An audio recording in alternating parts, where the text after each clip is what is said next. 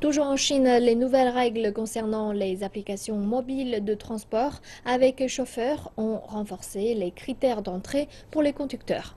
Ces nouveaux règlements ont également augmenté les coûts, aussi bien pour les conducteurs que pour les consommateurs. Reportage à Guangzhou, dans le sud du pays.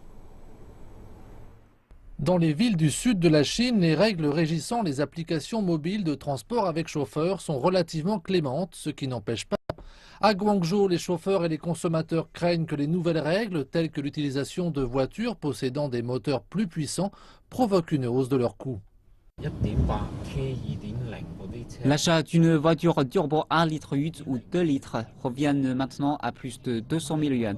Par kilomètre, ces voitures coûteront plus cher que le taxi. Ces prix plus élevés draineront moins d'utilisateurs. C'est une évidence. J'ai l'impression que faire appel à un service mobile de véhicule avec chauffeur est plus cher que d'habitude. Si ça continue d'augmenter, je risque de ne plus utiliser ces services et je me tournerai vers un taxi ordinaire. De plus, pour de nombreux conducteurs travaillant pour ces services Internet, il semble que la période de transition d'un semestre soit trop courte pour une ville comme Guangzhou, surtout en comparaison avec la période de 2 ans appliquée à Shenzhen. Le nombre actuel de véhicules de transport avec chauffeur est aujourd'hui énorme.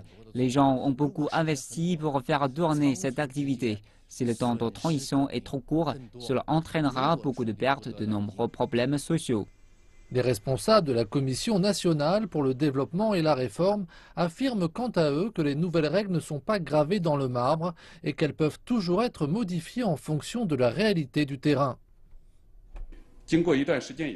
Après 6 ou 12 mois, nous pouvons évaluer les effets de nos politiques et voir si elles ont atteint nos objectifs. Si ce n'est pas le cas, il nous est possible de les ajuster en conséquence. Les nouvelles règles visent à offrir des services de téléphonie en ligne plus sûrs et plus fiables.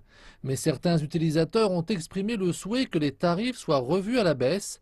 Atteindre un équilibre satisfaisant pour tous pourrait encore prendre du temps.